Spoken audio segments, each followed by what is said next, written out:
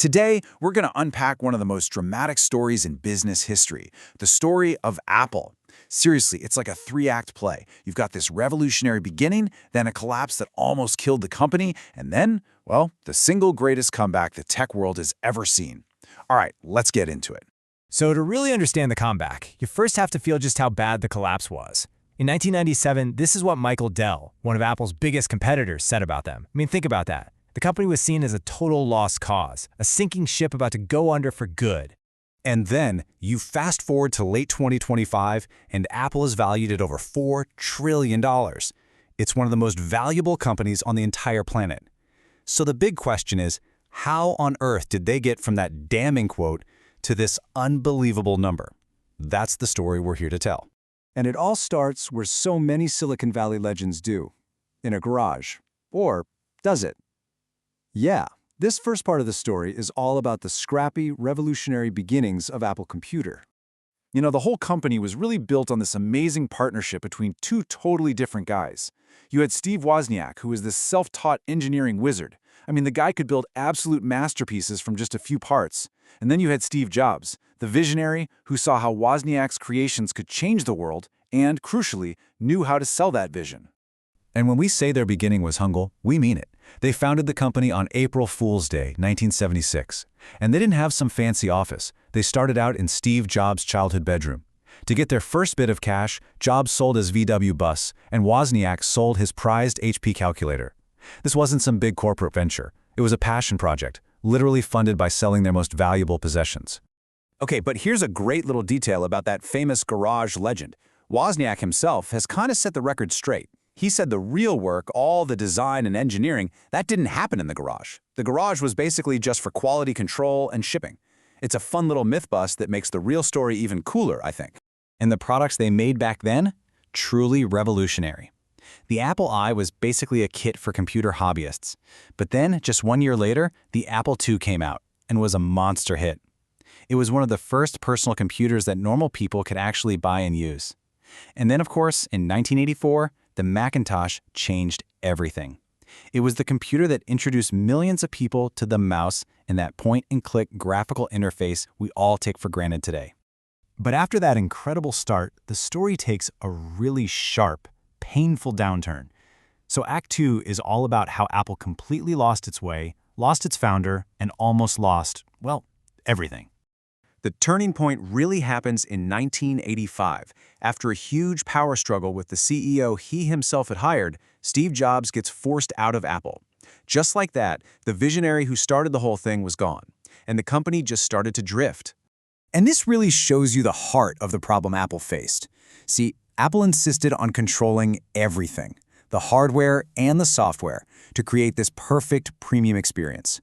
But the rest of the world was standardizing around what they called Wintel, cheap PC clones from tons of different companies, all running Microsoft Windows on Intel chips. Apple became this expensive niche product, and its market share just tanked. And that led them straight to rock bottom.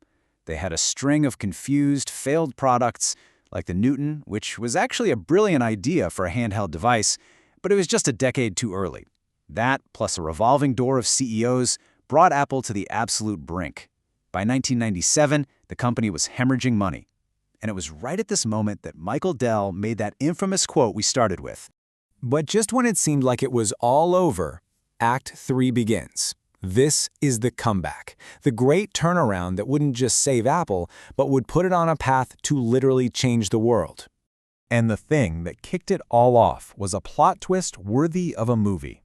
Apple needed a new operating system, so they decided to buy a company called Next. And guess who was the founder and CEO of Next? Yep, Steve Jobs. So in one fell swoop, the founder they had kicked out was suddenly back in the building. And he very quickly took over as the interim CEO.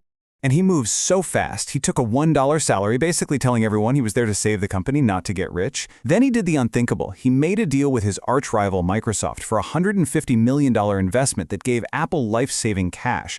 He took their bloated, confusing product line and just ruthlessly cut it down to 4 core products. And after launching the legendary Think Different campaign to give the brand its soul back, he unveiled the iMac. And this thing, it wasn't just the fun colors. It was a bold bet on the future. It got rid of the floppy drive, it embraced this new thing called USB, and it was just beautiful and easy to use. The iMac was an absolute sensation, and Apple was back.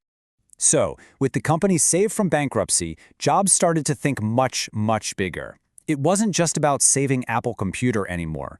It was about totally reinventing one industry after another. You know, this move in 2007 seems small, but it was hugely symbolic. By dropping the word computer from its name, Apple was officially telling the world we're not just about Macs anymore. They were a consumer electronics company, ready to build an empire. And just look at this unbelievable run of innovation that followed. 2001, the iPod puts 1,000 songs in your pocket. 2 years later, iTunes completely changes how we buy music. 2007, the iPhone literally defines the modern smartphone. And in 2010, the iPad basically creates the entire tablet market. Each one of these products didn't just compete in an industry, it turned it completely upside down. And among all those incredible hits, one was just on another level. The iPhone wasn't just a successful product, it was a global phenomenon. It very quickly became the engine driving all of Apple's growth, making more money than every other Apple product combined. It's what made them a financial superpower. And that brings us to the modern era, which is kind of the epilogue to this comeback story. This is where Apple climbed to these unimaginable financial heights, even after losing its iconic founder. So in 2011, Steve Jobs tragically passed away, and his hand-picked successor, the supply chain genius Tim Cook, took over as CEO. A lot of people wondered, could the magic continue without Jobs? Was this the end of Apple's innovation?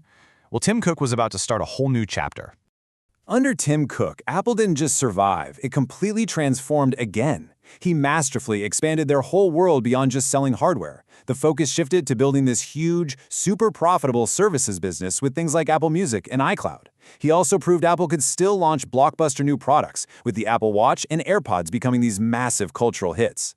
And Cook, the operations master, scaled the company's global machine to a size and efficiency the world had never seen before. And the results of that strategy have been just staggering. Apple became the first U.S. company to be worth $1 trillion in 2018.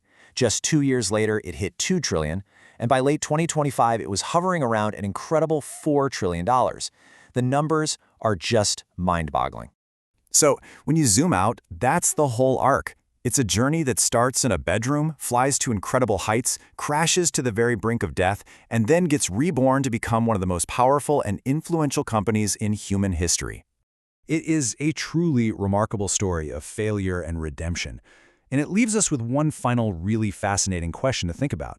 After completely changing how we use computers, how we listen to music, and how we communicate, what's next?